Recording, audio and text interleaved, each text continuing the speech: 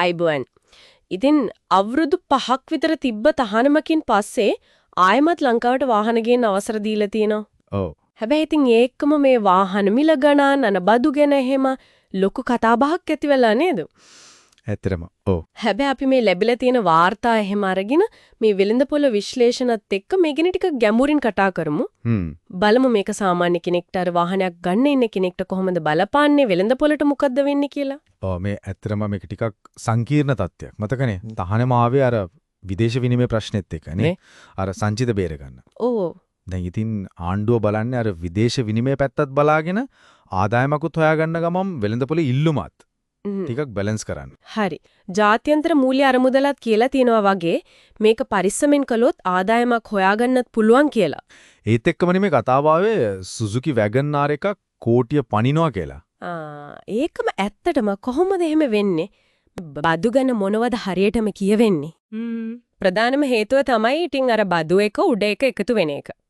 දැන් බලන්න රේගු බද්දක් තියෙනවා ඒකට අධිභාරයක් එනවා ඊට පස්සේ ආයේ 18% එක වැට් එකක්. හැබැයි ඉතින් ලොකුම බර එන්නේ අර එක්සයිස් බද්දෙන්.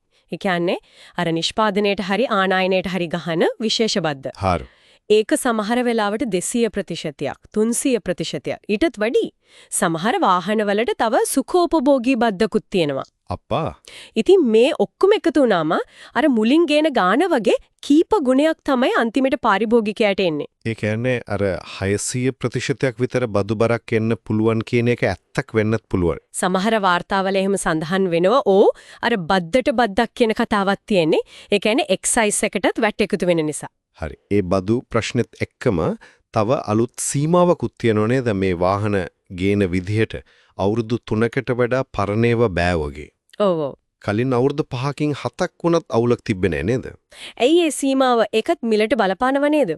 අනිවාර්යයෙන්ම බලපානවා අවුරුදු 3 සීමාව නිසා වෙන්නේ අර සාපේක්ෂව අඩු මිලට බඳ තිබ්බ ඔප්ෂන්ස් නැති වෙලා යන එක. ආනයනකරුවෝ කියන විදිහට අවුරුදු 5ක් පරණ වාහන ගේන්න දුන්නා නම් සමහර විට මිලියන 6ක් 6.5කට වගේ ගන්න තිබුණා කියලා.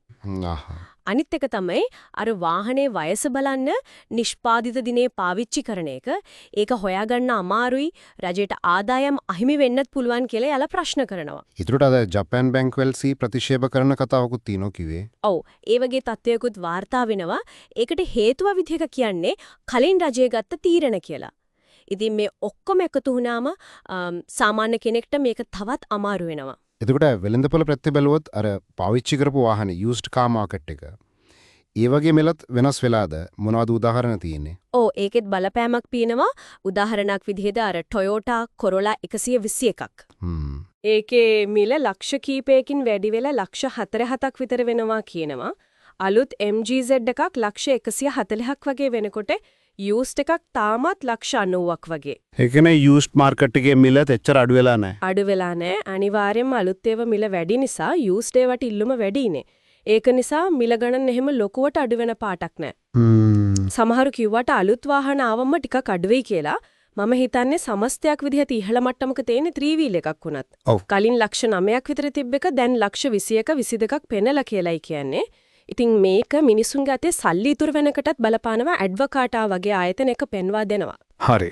එතකොට මේ විදුලි වාහන EVs ඒවට කොහොමද මේ අලුත් බදු බලපාලා තියෙන්නේ? ඒවටත් එක්සයිස් බද්ද දෙගුණ වෙලා කියලායි වාර්තා වුණේ. එහෙමද? ඔව්. මෙතනදී ඇත්තටම සමහර මූලාශ්‍රහන ප්‍රශ්නයක් තමයි ලංකාව මේ EV සම්බන්ධයෙන් හොඳ අවස්ථාවක් මගහැර ගත්තද කියලා. ඒ කියන්නේ දිගු කාලීනව බැලුවම දාවන වියදම අර විදේශ විනිමය ඉතිරිය වගේ වාසි තිබ්බත් මේ බදු ක්‍රමයේ EV වලට එම විශේෂ දිරිගෙන්වීමක් කරන්නේ නැහැ වගේ. සාමාන්‍ය EV එකක් අර පෙට්‍රෝල් ඩීසල් වාහනයකට වඩා ටිකක් මිල අඩු වුණොත් නේ මිනිස්සු ඒ පැත්තට යන්නේ. ඒක ඇත්ත. නම්බර් ස්ලොට් ටෙල්කේකේම මේක උපමා කරලා තිබුණ අර 1930 ගණන් වල කාර් එනකොට අශ්ව කරත්ත වලට සහන දුන්නා වගේ කියලා. හරිම අපූර්ව උපමාවක්. එතකොට මේ තරම් බදු ගහනවා වෙනකොට වෙන විකල්ප තිබ්බේ නැද්ද? සමහර තැන්වල තිබුණා අර ආදායම් බදු ගෙවන ප්‍රමාණය අනුව වාහන ගේන්න දෙන එක වගේ අදහස්. ඔව් ඒකත් කතාබහට ලක්ුණ විකල්පයක්. ඒ කියන්නේ බදු මෙහෙම අසාමාන්‍ය විදිහට වැඩි කරනවා වෙනුවට කෙනෙක් ගෙවන ඉන්කම් ටැක්ස් එක අනුව එයාට ගේන්න පුළුවන් වාහන ගාන හරි වටිනාකම හරි සීමා කළාන.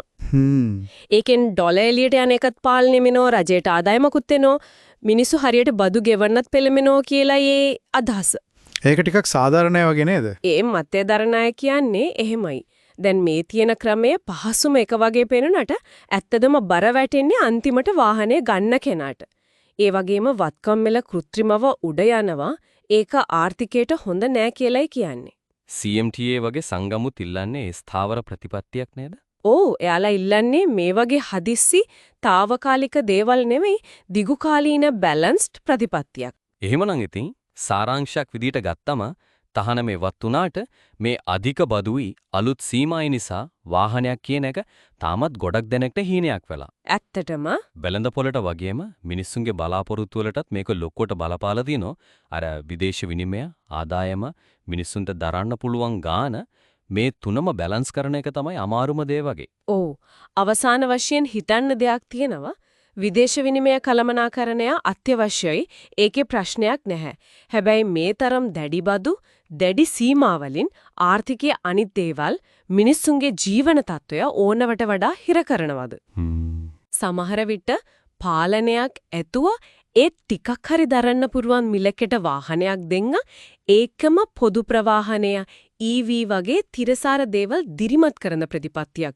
දිගු කාලීනව මේ අර්බුදෙන් ගොඩෙන්න මීට වඩා හොඳ වෙන්න බැරිද? ඒකත් හිතන්න ඕන කාරණයක්.